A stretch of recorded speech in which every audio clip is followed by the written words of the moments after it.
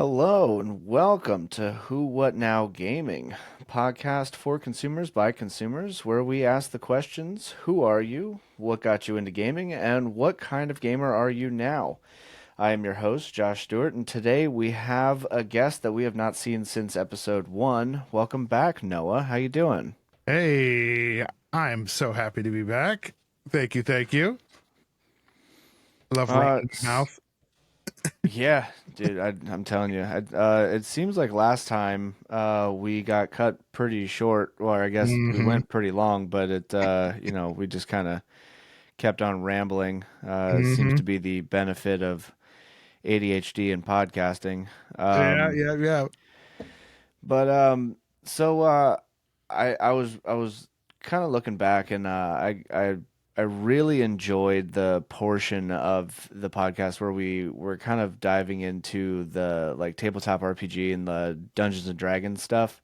Oh yeah. Oh yeah. And I thought, this episode could be kind of fun if we just kind of dove in and kind of nerded out on just the D&D aspect of being a gamer. Hell So, yes. I I would like to start this one off with just how'd you get into D&D, man? Oh man. I could not be more excited to talk about D&D. I love video games to death, but D&D has my heart in a way that I don't think any other game ever could. Um I I always was the person who heard about D&D, and I think I mentioned this on the other episode too. I thought it was just a very, you know, no hate, but super nerdy game where you just, it's like tactical battle. You just like you line up your little figurines, you do, and I just had this whole wrong view on it. And a friend of mine, actually a mutual friend of ours, Tom, uh, unbelievably wonderful guy. He mentioned to me when we first met, he was like, we were having a conversation, and he was like, I do really love playing D&D. And I was like, oh man, I've never played. And it just kind of, that was just kind of where it ended. Um, but That's crazy. I didn't know Tom played D&D before you did. he had apparently played in a game, like a short kind of one shot or like over a weekend or something. And in his sorority, they would have occasional, like, over a weekend, they do like a game. And so he never played it to the point where he got, and I don't think he played 5e. I think he played like an older edition, Yeah, like probably. 3.5 or something like that. So yeah, by the time he got around to playing with us later on, he had not, it had been long enough that he was somewhat unfamiliar. Plus, he played in class that he had never played before. But yeah, he was the one who first told me, and he said, I'd love to get a game together. And that kind of just, it kind of stalled. And then like 2 years or something went by. and, Yeah, that sounds about right. yeah, it felt like a couple weeks, but it turned out it was like 2 years. I had a kid, like shit went down. And, Yeah. and I think the thing that was happening was is I was really desperate. I think having a child, my career was kind of going in a direction that was taking up more and more bandwidth in my life, and I was starting to get really desperate for just some self care, just something that I felt like could really be something for me, something that really helped me take time out. I was hoping to connect with other people in a similar season of life, potentially other parents, and or just and also just connect with friends that old friends that I didn't get to see as often as I'd like. And I happened upon this viral YouTube video of this man who had been running the same D&D campaign for 40 years. And Oh, I think I know this video. yeah, yeah, exactly. It went pretty crazy, and I watched it, and I just saw the way he spoke about it, the way his player spoke about it, and I realized, oh shit, I don't think this is quite what I thought it was. And I always in video games, I mentioned this too, I think on our last episode. I've always loved the really story driven, the companions, the conversations. That's what I love more than anything else. And I realized, oh shit, I think I can make or participate. Obviously, I never dreamed of running my own games at first, but like participate in a more like personalized like I don't have to be stuck in the bounds of a of code, you know, that run made by developers of a game. You know, like we can go wherever. And so I started to research it and look deeper. And I mean, I went down the rabbit hole so fucking fast. It was I mean, I became utterly obsessed right off the bat. I looked up everything. I found, you know, let's play people. I found, you know, obviously I found like Critical Role and Dimension Mm. 20, some of these, and I started watching some of their games, and I was like, holy fucking shit. This is like where we can actually, like, we can tell a story and participate in a story. And I thankfully, I feel like I didn't let those really high production games like make me think that's what it always is. I honestly, Sure. I thought it was a little much. I loved the normalcy parts of it, like when they're talking about their characters when they're going, and so I never got like that. Like I know some people came into D&D watching something like Critical Role, and then they're like, oh, this isn't quite like, we're not voice actors, you know, that are trained in drama. Like we're not. It's not gonna, you know. But I didn't want it that way. I thought it was a little over the top. So but I still, it was inspiring. And so I just said, I gotta put the game together. So I reached out to Tom and I said, Tom, I think I'm finally ready to play D&D. And he was like, holy shit, dude, we're gonna do this. So we went on the hunt, and in the end, this is how you and I ended up meeting. My dear Yep. wife, so kind of her. Your wife and my wife happened to be on a mutual Facebook page for the town, or really the county that we live in. Yeah. And my wife said, I'll post that you're looking for players." Uh, and and your wife said, "Hey, my husband actually is like really into D&D, and he might play." And that was how it all happened. And we had a group, we had someone, and that those first few sessions we just had a blast. And you know, unfortunately, that campaign we weren't able to quite play that to its completion. But Yeah. ever since it's just been, man.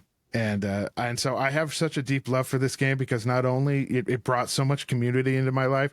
Obviously, one of my most dear friends now, Josh, you are, and also people you've introduced me to. Evan is such a cool guy, and it's been so fun playing with him, and gotten so much closer to my friends like Tom. So it's been, and now I run my own game. We're called D&D Dads, and it's just a group of dads from the community, of which you are now a member, thankfully.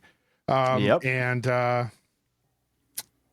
we just play, and I run the game, and it's so much fun. It's so great. And I also run a game with like extended family as well, and it's just a huge part of my life. So it can be a lot of work, but honestly, it's work that I have chosen to do, because it means so much to me. So yeah, Yeah, there's my absolutely. long-winded account. But No, yeah, I love it, dude. Being a DM is basically just like having a second job, but yep. you're not really getting paid for it. It's kind of like an internship, and Mm-hmm. you know, all the long hours and amount of like effort and stuff that you put into, you know, doing this work can be just absolutely trashed in a moment of seconds because Oh somebody my decides God. to, you know, do something different. Yep. Um, but yeah, actually, as you kind of brought something up that I almost kind of forgot about, as it's been some time Mm-hmm. that you know you and I have known each other. But Yeah. yeah, I remember coming home from work, and my wife, she was like, "Hey, you know, I found somebody on, you know, this Facebook group that is looking for D&D players. Is this something you'd be interested in?" And I was like, "You know what? Yeah, like fuck it, you know, like get out there, like meet some more like D&D people." And she was like, "Good, because I already said you would." And I was like, "Hmm, great, thanks." Um, Yeah, and then so that is like legitimately how we met is because our wives were just like, oh, we'll make them social if they like it or Mm-hmm. not. Mm-hmm. Um, and it's been really cool. It's been doing going playing in that game with you. Unfortunately, it wasn't able to continue. Yeah. But that's just kind of Not for how a our lot fault. of You and I are the best with scheduling. We'll play D&D. We'll like move stuff around for D&D. Like you and I, we like it's up there for us. But man, some of which these is players crazy we because play we're with, the only ones with kids.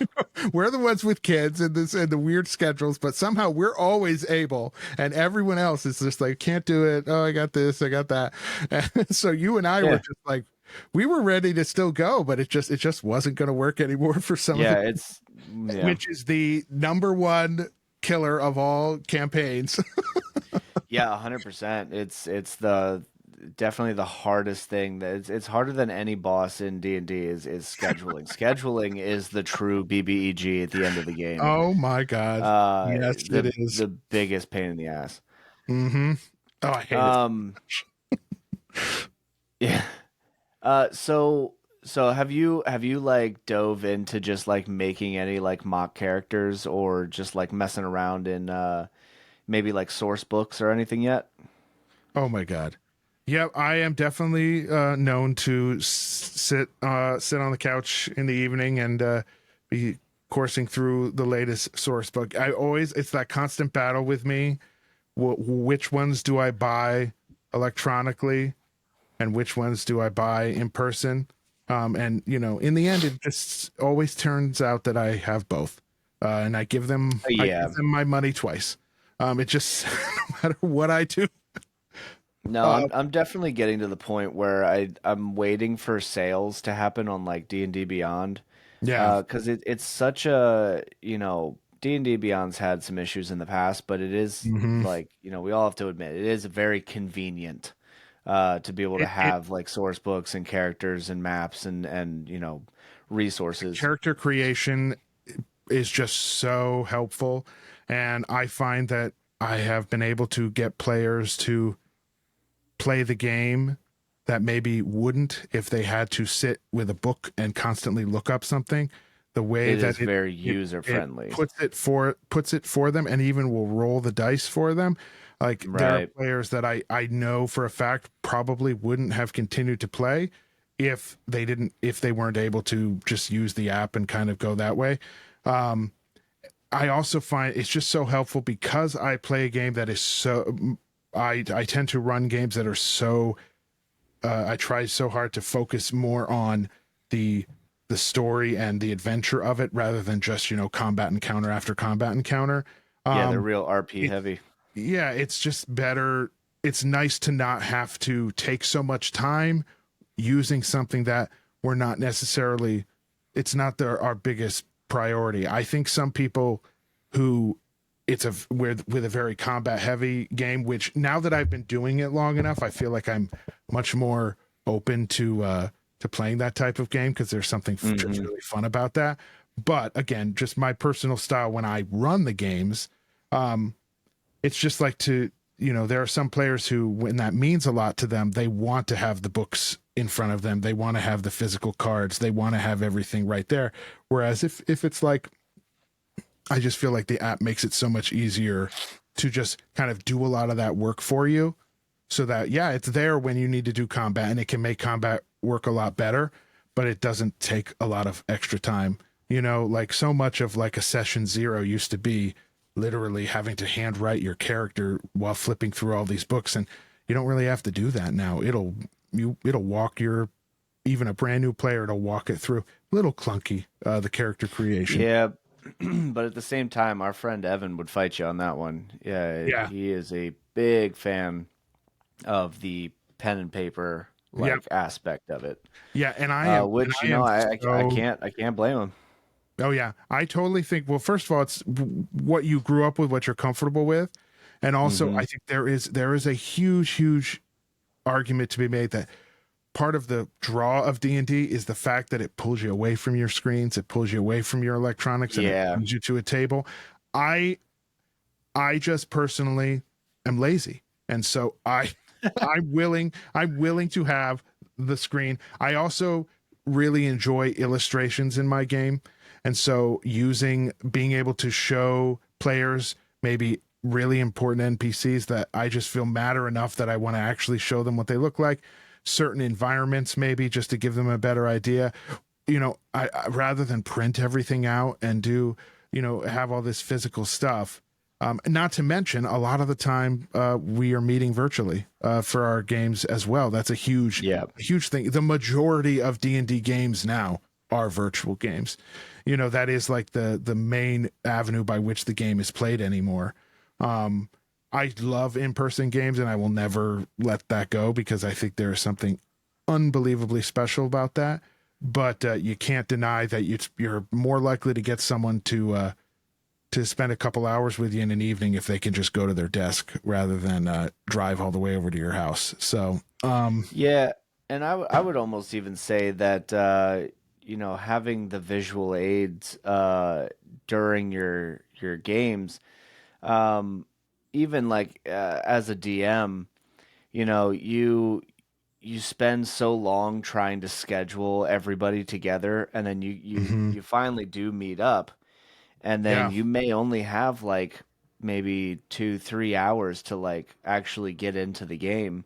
yeah, And you almost don't want to spend, if you spend like 5 minutes explaining or describing like a town here, or 5 minutes describing hmm, like a room over here, and a couple minutes over here doing something else, like describing all of these things, they add up to the point where like a hmm. third of your actual playtime is just you describing shit.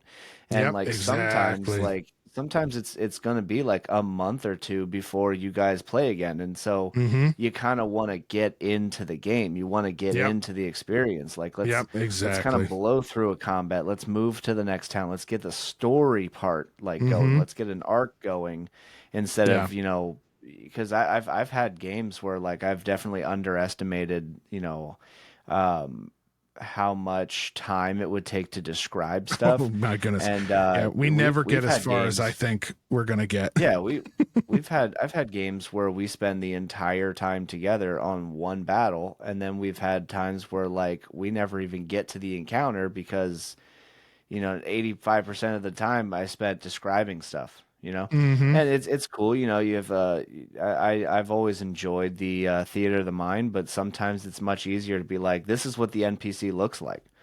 I Yep, don't have, exactly.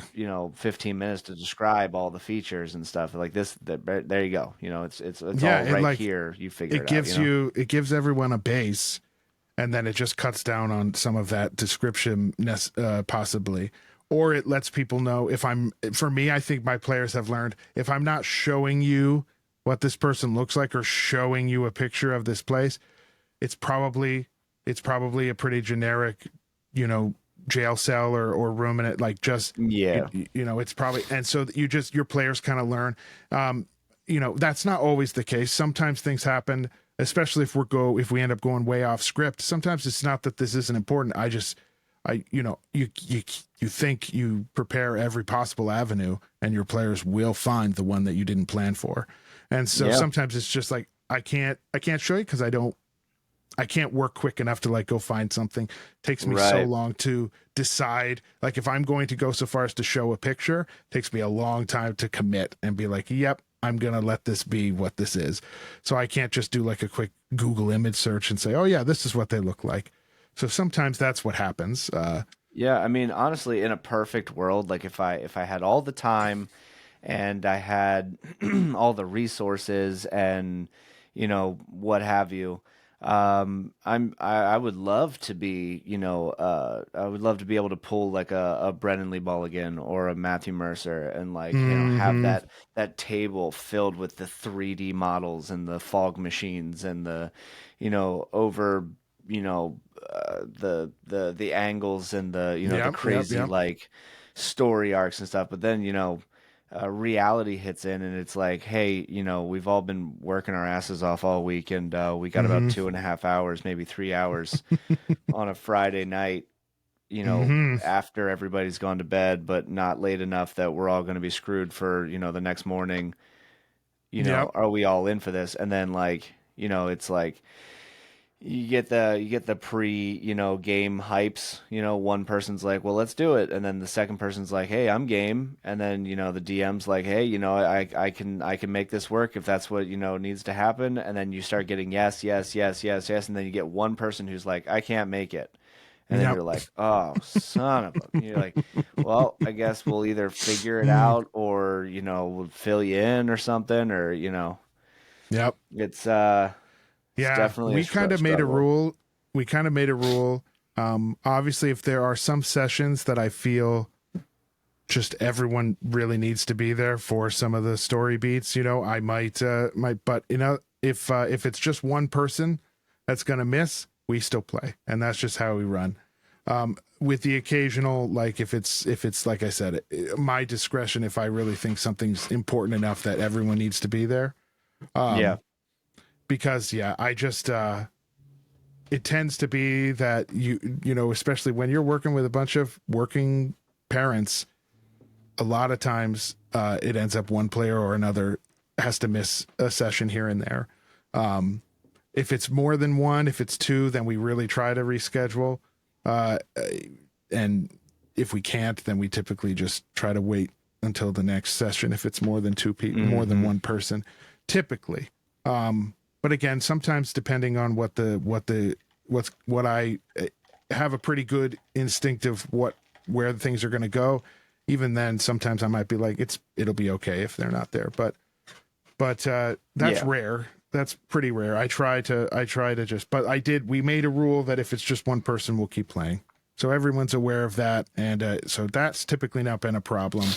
The problem is it's been more than one person a lot. It seems like, Yeah, again, that it's just like happens. this endless thing. But yeah. And then I have other games where we're planned for every other week, and then we end up playing every week because people are so desperate to see what happens. They're like, I can make it work. I can make it work next week. Let's play. I've so that's been that's also fun. But then also like, oh shit, I have to prepare in 3 days what I thought I had a week and a half to do. Yeah, I got to a point where I was trying to schedule something like every week, Yeah. and it was really cool for like a while. Mm-hmm. But then because it starts working really really well for like say like a couple months in a row, and Yeah. then you spend all this time with everybody's characters, and you want everybody to feel involved, and you end up creating these really cool, deep connections with the NPCs and the characters or like certain environments and stuff. And then you get to like a time where like, maybe a player can't make it and you're like, "Well, I know you don't know this, but I had really big plans for you in this town and you can't not You be have. here. So Yeah. Exactly. we have to reschedule because it's going to be really awkward if you're not here, Yeah. Yeah. How deep do you embed your players into your games? Like how important is it that your characters that their character is either deeply connected to something that happens in the greater story or has a moment that makes them more important for the story? Like just how intense do your players' characters play a role in the story that you create? I'm curious. Um, And I that was don't mean that because I was want to know. intense. I don't mean it because I want to hear what you're doing for this campaign that I'm supposed to play in of yours coming up. But I'm Um, just curious, DM to yeah, DM. Do I need to so start over? yeah, I got to break that one down, man. That was a maze of a I sentence. kind of started the question and then I realized there was more I wanted to say. And then I just just this big run on thing happened. Listen, Yep. dude, I've been there, and you end up you try to get so many questions out in one sentence, you end up sounding like that what was that kid that was a meme for a while, and he was like, "You ever take a nap and you have a dream, and then you were, You wish you want, you you wish know, for yeah, you. and then you just got to do that." And everybody's like, "Uh-huh, I yeah, you got it, I buddy." connected to that meme on such a personal level. Yep. I don't know Um, how to land the plane always. Yeah. yeah, man. Sometimes you just you just go for it, you know. So yeah, embedding characters in the story as you create it, basically. How important is that to you? So I've always been a really big fan of creating a story where your characters um are not detrimental to the story, because there are times where some characters will die, and that's just, Mm-hmm. that's the game of D&D, you know. Mm-hmm. Um but I try to find that nice balance between, um if you're not there, it does affect the story. Um, but I always like to have like an arc for each character, like, whether you and a lot of this is like, a conversation that I'll have like one on one with a player. Mm-hmm. I say, like, what do you want out of this campaign? Like, what do you think you or your character would really be trying to achieve?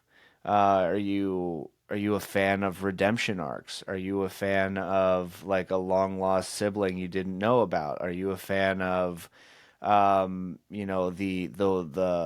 the wild card thing where like it's an absolute twist or something? I had a player who um wanted to wanted to create a very chaotic character, and Mm-hmm. came up with a really cool idea and like concept for it. But because the campaign we were playing was basically just a giant band of heroes, it's really hard to throw in like a chaos character who doesn't have a moral compass.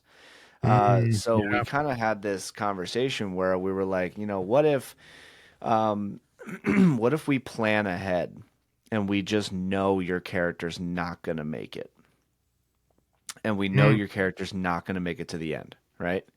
And say, when you've run this character to the point that you feel satisfied with this character, you let me know, and I will, I'm gonna change the game like completely. So this person created a monk, first time playing a monk. Um, really wanted to test it out, was enjoying it, but then felt that the build was kind of just repetitive. Like, yeah, they hit a lot and they Mm-hmm. did a lot of damage, but that was really all that they did. Yeah. And they kind of wanted to expand and do something else. And so I was like, well, we've done, like months of work into this game and into your character. Like, how Mhm. would you feel if I took your character? You know? Yeah. So we ended up creating a scenario where there would be a point already pre-planned that they would end up running into the BBEG, and Yeah. at this point, for a big like dramatic moment, the BBEG basically says that you're not going to survive. You're not going to last through this encounter, kind of deal. And then I'll give you, a chance. You know, turn against, the path you've chosen, and join me, and I'll give you anything you want. I'll give you power, riches, fame. Mm.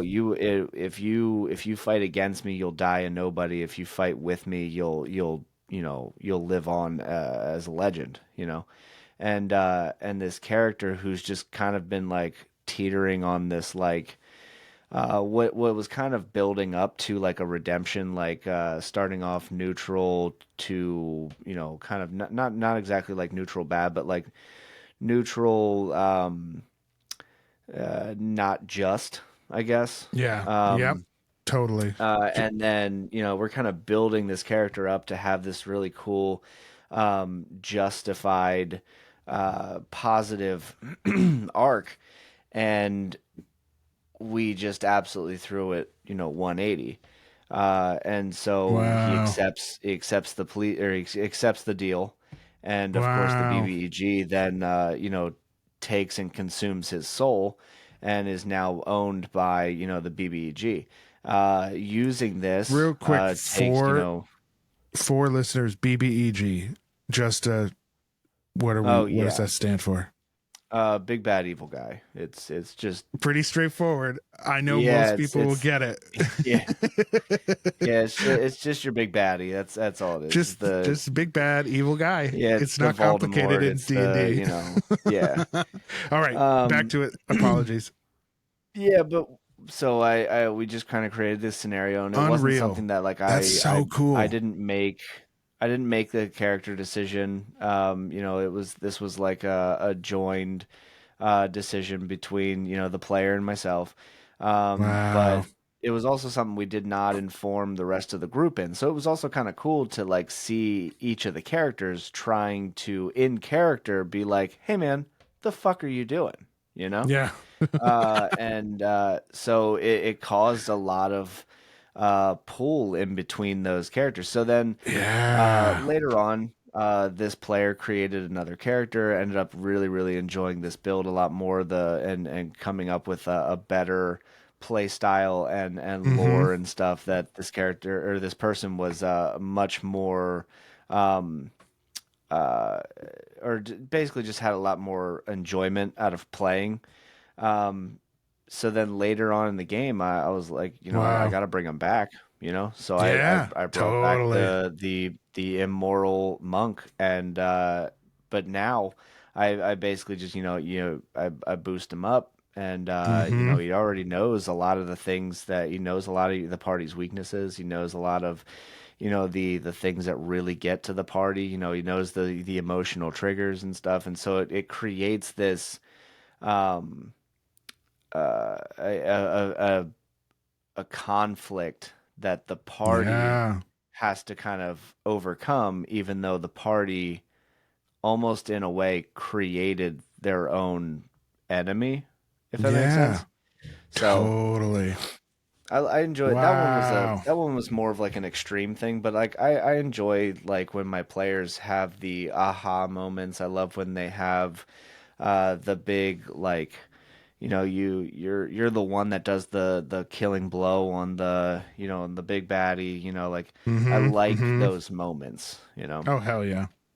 Yeah, exactly. Those are the ones that really keep them coming back to the table.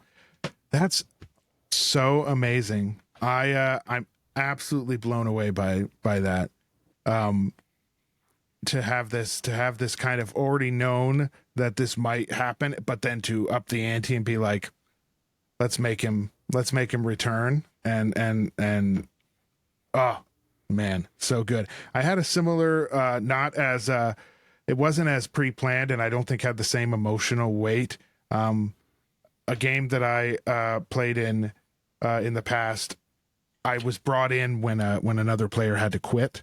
Um, because it was a small group, so it was literally like we need at least 3 people to play this game. So they asked me if I would play, and so I joined because this other player, again, schedule, life couldn't keep up, and but the DM kept his character and brought him back to just totally fuck us up, and it was interesting because the players, the other 2 guys, they took such a gentle approach to this guy, like didn't want to fight him, didn't want to do anything. Part of the reason they didn't want to fight him was because he was way OP and probably would have killed us all. But also Mm-hmm.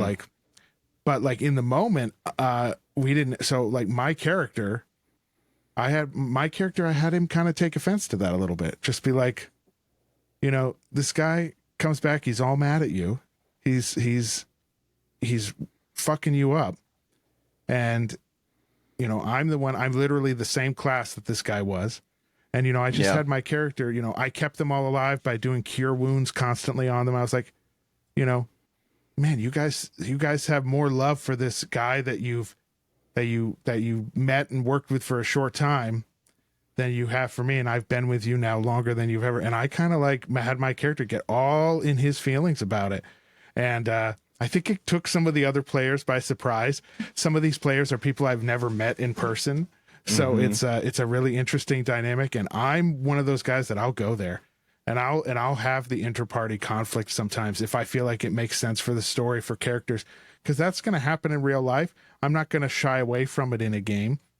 Obviously, I don't get too aggressive, and I make sure that nobody is made to be very uncomfortable, and know that it was everyone was okay with it to start with. Safety tools are important Mm-hmm. in D&D because some people don't want to have a game where that happens, but I feel like it's natural to some extent. So it was interesting, and we had a few sessions where that dynamic, it took a little while for us to get through it. We had to the players, the characters had to work through that. My character had to learn to simmer down a little bit, and they had to learn to maybe communicate a little better. And it was such an interesting thing, and it was all we were doing just fine. But then bring back this guy and the things that it did to the emotions of everybody, stuff I never expected to see. And it was so interesting. So that's so cool. Uh, but what you did, having it be a character that was literally in the campaign for a decent amount of time and was like on the verge of this redemption arc, and then to wow. I did in one of my games I did give a player a chance similar to that. And I wasn't sure what they were going to do. And honestly, I wasn't exactly sure what I was going to do if they did accept. Yeah. But I gave them the option, and they did decline. But yeah. So let me flip this on its ass. Mm. Have you had the pleasure of ruining a character yet? Mm. How do you mean? Like, give me an example. So, our good friend Evan Mm-hmm. uh, was playing in one of my games back early when I was like just starting to DM, and I was like kind of just I did the bad thing, which was I would watch a whole bunch of other DMs and then try to mimic that instead of trying to find my own voice and my own play style. And Mm-hmm. so I would just get this absolute clusterfuck of ideas and things that I would want to do. So I love traps and puzzles in my games. And sometimes, Mm. it kind of bites me in the ass. Like I'll make them a little too complicated, and so we end up spending like too much time on them. Or like you might have an incredibly intelligent character, but the player can't figure it out. Yeah. Yeah. And so you kind of gotta like figure those things out. So, Mm-hmm. um, I had this, I had this idea where I wanted this conflict, but I wanted like an internal player conflict. Um, Mm. and I got this idea off of I think it was like a YouTube video or something. I had like of like somebody talking about a situation that they had come across in one of their games. And I thought, I'm gonna flavor this differently and I'm gonna make it my own, but the concept is gonna be the same. Because I loved the concept so much. Mm-hmm. And so uh, I basically chose Evan's character because I knew that Evan would be the most likely to kind of go along with the things that I would like. He would kind of like make that connection and be like, I see what you're Mm-hmm. doing. Let's, Yeah, yeah. work with this He's kind of more thing. apt to follow the thread and to be like, "Yep, Right, I want to see what you're doing here, DM," type of thing. right. Yeah. Unfortunately, I was still very young and early in the DMing stages Mm. where I didn't make the connection of um, the player to player characters attachments and feelings, or Mm. in other words, making decisions for your players. Yeah. And so I had this vision of how I wanted something to go instead of just trying to let it play naturally or just having a conversation with my player to see if they would be willing to do such a thing. Yeah. Yeah. I kind of like manipulated certain situations and created um a cursed item that I tempted the Mm. player with. But the item was so tempting because it had a lot of really positive like features to Mm-hmm. it. Um, but when consumed or when like attuned, it would consume a part of your soul. And so I kind of forced the character to like kind of like sprout wings during this like curse, and Oh wow. one was like a beautiful pure white angel wing, and the other one was a decrepit like decaying like Hmm. demon-esque wing. Yeah. Yeah. Yeah. One eye kind of like stayed the way that it was supposed to be, and the other one kind of like was all bloodshot and like really fucked up and shit. Oh shoot. And I created this like situation where if you rolled a one on like a check or a skill that would be like somehow tied to like a moral decision, if you failed it like a critical fail and a natural one, I chose what you did. Hmm. And as fun as the concept felt to me, Yeah. it became very clear that I was now taking over this character, and I was basically just writing a book. I wasn't allowing the characters to tell the story. I was writing a book, Hmm. and so And they, uh, so in other words, they started rolling a lot of ones kind because you of. We kept. didn't even get to that point. Yeah, uh, he saw what I was doing, and Evan's the politest, yeah, nicest person on the planet. So he he went is. along He with it for a certainly little is. while, and it kind of I started kind of catching the signs where it was like, I don't think he's into it as much as he used to be. And then he made the decision that after rolling like a one, I think I was like, you're gonna have to choose save these people or save these people. You have to choose one, the others die. Oh And he wow. was like, I can't make that decision. And I was like, time's running out. If you don't choose, they all die. And he had his character run deep into the woods, and that was literally the last time we ever saw that character. The Wow. character never came back. The character never had a redemption. The character never finished, the plot. The next session, Evan created a new character. And it was like shortly after that session where like it really hit me where I was like, "Oh, that's not my job as a DM." We're Hmm. we're doing a collective story. I'm giving you an environment and I'm giving you scenarios. You're telling the Yeah. story. It is not my job as a DM to make your decisions. It is my job as a DM to paint the picture for the story that you want to tell. And Yeah. so it was like that moment that I felt like I had a lot of growth as a DM, Mm-hmm. and I make a lot. There's not a lot of decisions that I make now as a DM that I don't think back on that situation. Yeah, because you're like, am I? Is this decision gonna end up putting me in that kind of position? Uh, totally. I think I'm Which I like feel like has only still. made me a better DM because I Oh, feel like definitely. I'm I have my players' best interests at heart more now. Yeah. Yeah.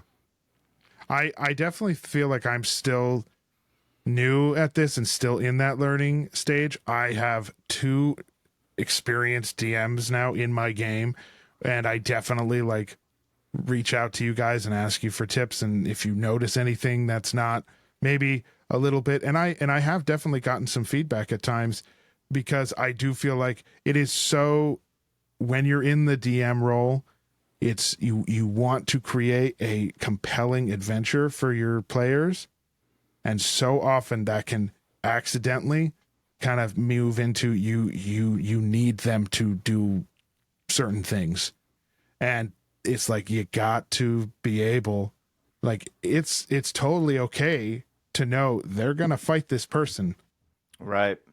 but you've got to let them do it and get there however they want. Like Mm-hmm. even to the point of, like there are times where it's like I have an idea of where things might go, but I also know that it could go completely different, and I have to be able to make those adjustments. And sometimes sometimes they don't feel as good as what I had in my head. But Yeah. the players, it's more fun for the players because it's they got to make that decision and they got to go where they wanted to go, or do what they wanted to do. I've had that this like the difficulty of like trying to trying to progress the story in a way that makes sense for the world that they're in, and having players want to do something totally different than what I Mm-hmm. thought, than what I had built into the bounds of my world. And there's a place to an extent where you can be like, no, this just doesn't exist here, like, so you can't, like, but there's a like to have to say you can't to a player is just like, oh, I hate having to do that. I Yeah. really don't want to do that. And I've had situations, I'm sure some of my players who may end up listening to this podcast will definitely remember, we've had moments where like the relationship I thought my party had to an NPC was completely not the relationship they had, and it ended up leading to like conflicts with player characters and NPCs that I was impressed and like super happy to go with, but I was like also at the same time I was like, damn, I had no idea this is where we were at. And just to know that I think I'm telling this story, but they're perceiving it this way, and Yep. you can't always know how they're going to perceive someone. And it was like, it was so shocking to me. And it was good because we ended up having like a conversation about it afterwards, because I was like totally happy that with how the game went, don't have any problem with it, but like, let's talk about, because I want to learn, let's talk about what things happened that made you feel this way versus how I thought you were going to feel. Because I said, let's get under the hood a little bit. And it was such an interesting conversation. And when they told me, I was like, how did I not see that? How did I not Mm-hmm. understand? How did I not have that understanding that they would have that feeling going into this? And it was so eye opening. And it was such a growing experience for me, because I was like, first of all, I just have to know that no matter what I do, it's up to them to perceive a situation or a place or a character, how they're going to perceive it. And Right. I have to just know and be able to work with whatever that perception is. And that was a huge, huge learning curve for me, because like I was thinking these people were friends and they were not friends. And they told my NPC, we're not friends, buddy. Mm-hmm. And it was so interesting. But again, I loved it. I think that's the big thing with me in my game, is that because I know I'm new, and because I know just how special the game of D&D is, I never want to be the DM that is like my way is the only way. I'm the boss applesauce. I want to be able to be open to like, hey, I might not do something exactly right. I had a player one time, I said something happened. He goes, that's not how that works though. And I said, Right. he's a newer player. And I said, okay. I said, oh, let's pause for a second and tell me what you're thinking, because I don't want you to feel like I'm telling you something. And we talked about it, and then he was like, oh, I see what you mean. Totally good. We're cool, you know? And, so we have moments like that where it's just like, I want to be open to having those conversations, because it helps me grow and it helps inform how I tell the story. And I do truly think that the rest of the campaign will be better for those conversations. Because maybe my story doesn't change, but the way I tell it, and how I allow things to happen and how I prepare will make it just a much richer experience, I think, for everybody. So Yeah, yeah. I've this the campaign that I'm playing in now that you're DMing is the first like real campaign that I have played of yours. Hmm. Um we did the we did the it was like a frosty one shot Hmm. over Hmm. at the the Tom Mansion Yeah. and that one was really really cool because I got to see a different side of your like DMing than than Hmm. I'm used to at all. Yeah. And it's still very memorable to me that we the three of us, like the players, we come into town. A huge blizzard just hit. Everything's all frozen over and everything, and then like the whole like story about these guys are going up to up the mountain. Nobody's coming back down. We don't know why. And then we run into this one guy who's like, yeah, they just keep going up. Nobody's coming down. We don't know what's going on, and all three of us are just like, that's the guy. I'm like that's I him right tell there. And you're people, like, what? I No, tell people no, all he's the not. We're time. like, that's the guy right there. Like I'm like, listen, we all want to play this game, but there's a part of me that just thinks if we murder him now, we're all gonna be going home about 4 hours early. So we're gonna let this one play out. I tell people all the time. I tell people all the time. I can create a fun game for you. I can't guarantee it's not a predictable one. Yeah. Like Yeah, it that's was I'm great just because not. we're all at the You're like, top of let's the just keep mountain. playing. Yeah, And we're one all of at the you top of even the said, mountain. if that guy shows up right now.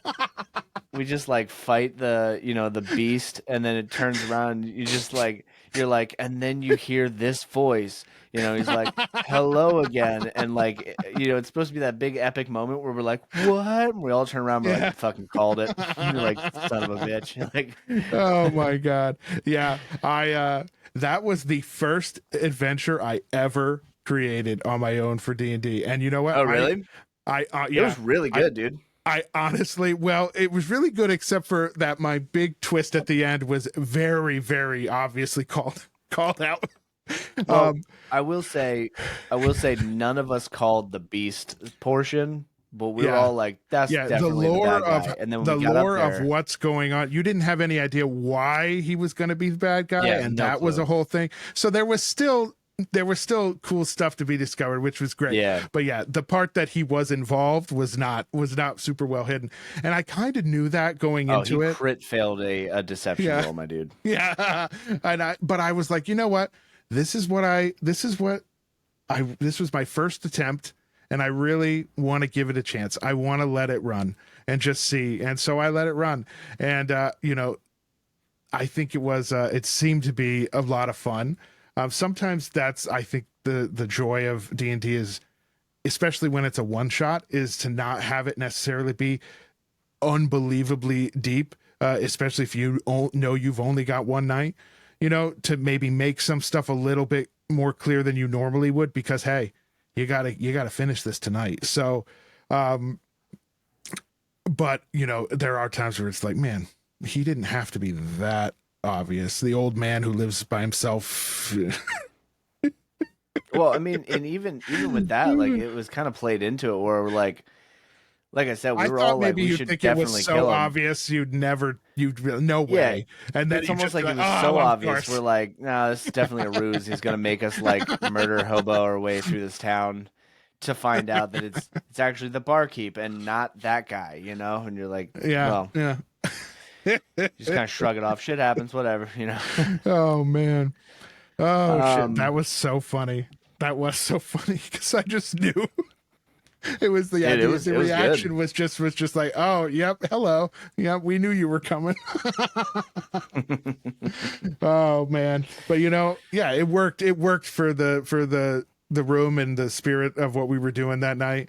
I think it really. I think it really played well. It was so fun to run. It was so fun to see you guys. You were giggling. It was you were having. I hadn't seen you that happy and like just like laughing and we were all in tears at different times, just utterly dying laughing. Maybe Evan wasn't. I think Evan just smiled nicely while the rest of us were Evan like, Evan was also like up for like 20 hours I know. before like we even started the game.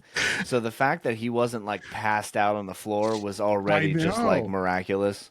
I know. Um, It was so fun. It was so fun. And I can't wait to I really want to play more with him and with Tom mm-hmm. for sure. It's the big, the BBEG of D&D, man. It's scheduling. It's getting that all Yep, together. yep. Yeah, those two guys, they got stuff going on, I'll tell you. Yeah. So, Um, good for them. so whoop, punch the mic again. So how do you feel about like traps and puzzles? Do you put one over the other? Do you like less traps, more puzzles, less traps? I struggle immensely with both. Yep. I Oh, think that really? is one thing. Yeah. I think that's one thing with my where I'm at in my kind of my how new I am to running games. Um adding adding that layer is difficult for me when planning ahead. Mm, Um I tend to be so focused on trying to have really good conversations and have good character interactions and like create different possibilities for like investigations or like avenues where you can go that by the time I get through all of that um yeah. it's time to play and I'm like oops. So like I haven't used them super heavily. I also struggle with finding like I'm not smart enough to create good ones on my own, I feel like. And I have a couple puzzle Well, books that's and bullshit. But I find them either way fucking too hold on, easy. just a They're either too easy or I can't figure them out to even put them in my game. cord wasn't long enough. I almost ripped my face off. I'm gonna jump back here for a second, redo that one. Bullshit. You definitely can do it, but if you ever get a struggle, fucking check this one out. Go and Oh, is find that the yourself other? this one. This one is fantastic. Definitely one of my favorites, and Oh, where I've gotten a lot of inspiration for a lot of like I have to get it. puzzles, traps, like uh dungeony, crawly, one shot like type of things. Like Mm-hmm. yeah, it is fantastic. Definitely. I think I just So bought it. what's it called? Actually, I think What's my the book wife called? might have bought it for me. What's the It's book called? called Can't. The Game Master's Book of Traps, Puzzles, and Dungeons. Oh, so it is the Game Masters. Yeah. See, I have the Game Masters book with the NPCs, and I have the villains one now too. I don't think I Don't have the have the villains one, but puzzles. I do have. I have the Oh, random encounters and the the NPCs. yeah, the villains one is so good. I honestly, I'm like, I love having books to just drag and drop into my game, NPCs and Mm-hmm. different enemies. There's some in that villains book that I'm definitely putting. So don't buy it until after our campaign's over. Just in case. I had You'll be like, I I know what think this one is.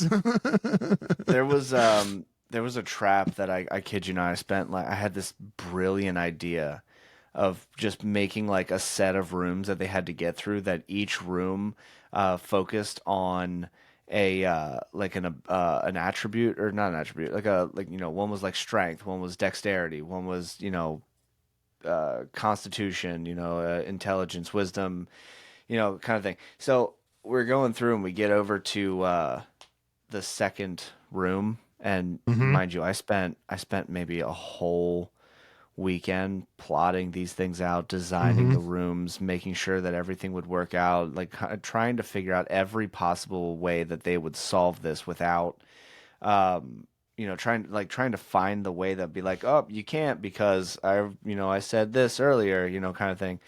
Hmm. And so we get to the dexterity room, and it's a big open room, and there's pillars. And when you jumped onto a pillar, it would start to move. And depending on how far you jumped, which ones you chose, which ones were already chosen, different things would happen. They would go in different paths and stuff. And so I had basically all these different layouts and scenarios where if every single one of them was on a different pillar, the pillars would move in different directions. Now you had to figure out which pillars, would go in which directions to stand on other pillars. And dude, it Wow. took me hours to It, design it, this thing. And wow. as soon as my players got in there, one player summoned four giant hornets, and they just flew across.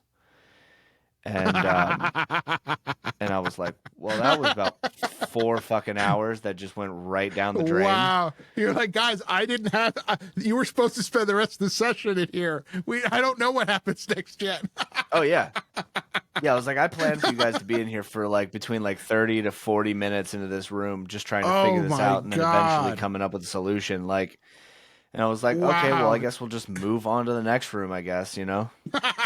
But I've also had one completely backfire on me, where I thought it was gonna be like a funny haha trap, and it's like, oh, or a puzzle, like you figured it out, so we'll move on kind of thing, and I didn't think they would spend too long on it, but my players do not like they don't like when I give them hints or like close to the answer. So I have Mm, to just forcefully get myself to just sit there and let them figure it out. And I wish that I could take credit for this one, but I had seen this reskinned in about three, maybe four different ways. And so I did what everybody else did, reflavored it and made it my own. mm-hmm. But once again, concept is there, but not my idea. Um, but I had a room where the players would walk in and they heard a voice in on the other side, and it Mm-hmm. was like clearly built like a prison, like a full lockdown prison, and they were there to rescue this person. And when they all got into the room, the room would shut, and Mm-hmm. then Mm-hmm. there were runes all around the top of the around like the base of the ceiling. Yeah. And then I put a bunch of flavor items in there to like kind of throw them off a little bit, and just like there was like portraits of all the kings and queens of all the surrounding like areas and kingdoms, and like each portrait had like a material like on the frame. So like one of the frames was Mm-hmm. made out of wood, one was like brass, one was just steel, one was like you know uh whatever. And Oh, and wow. then below each picture there was a Yeah. bowl and a ceremonial dagger.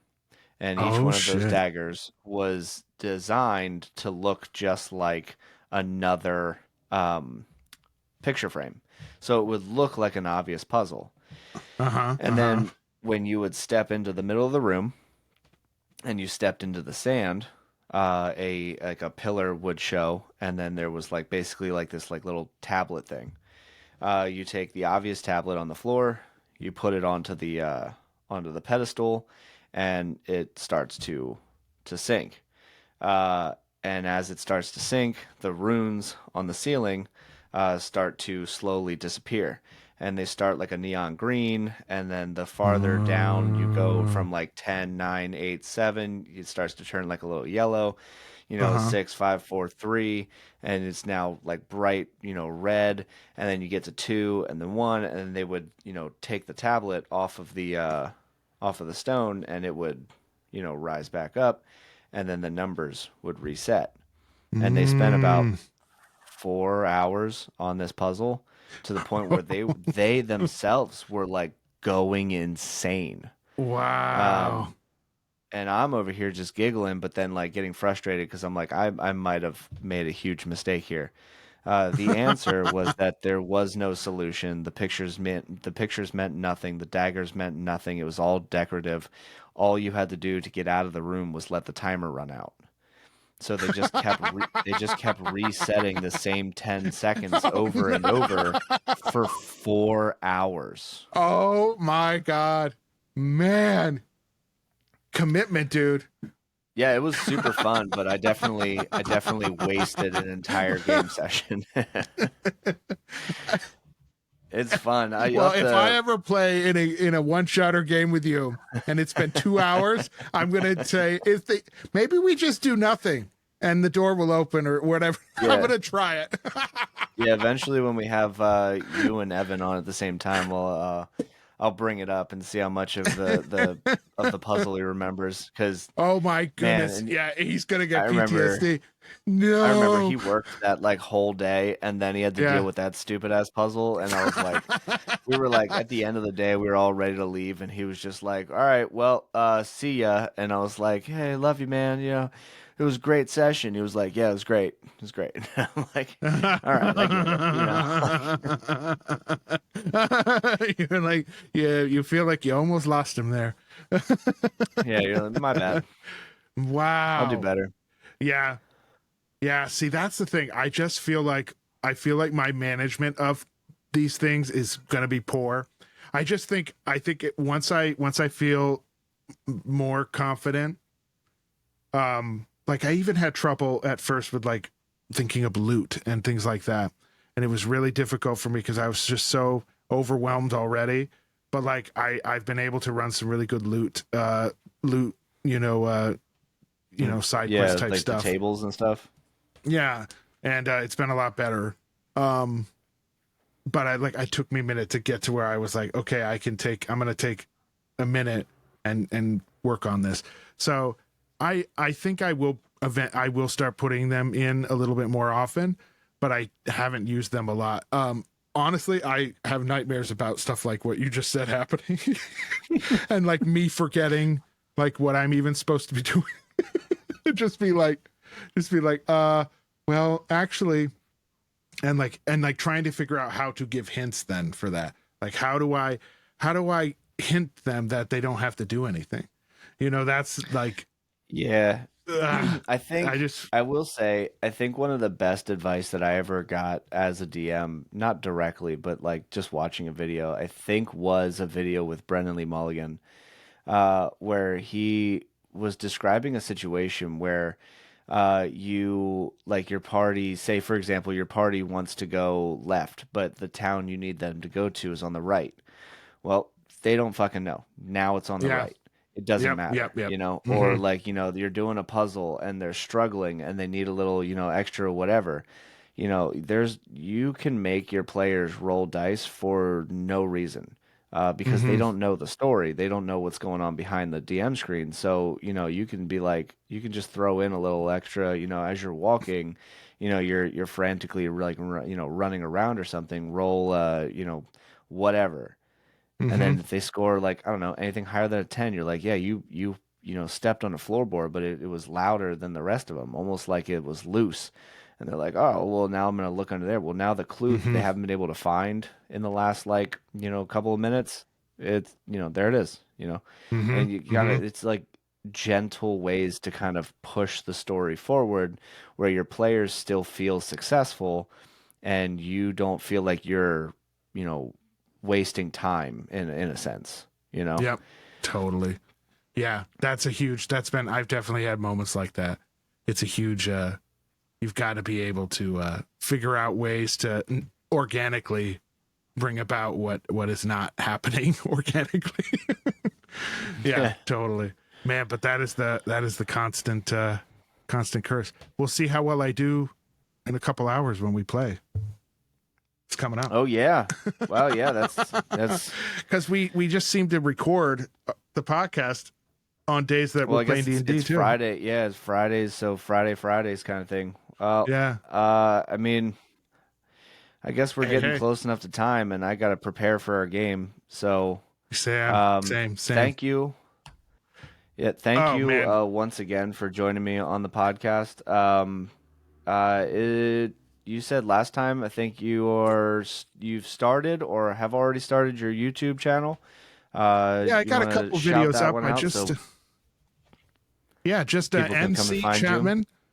NC Chapman. I just post videos here and there.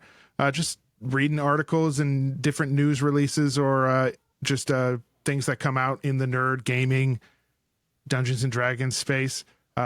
Pretty lo-fi, pretty straightforward, but if you want to hear just somebody else spouting off their opinion, go ahead and give it a watch. Hell yeah. Well, you Alrighty. can find me on Instagram, Phoenix Stewart. Hell I yeah. probably still have a Twitter account, but don't expect to see anything. But yep, thank you for joining us for another Who What Now gaming session, and we'll see Mhm. you in the next one.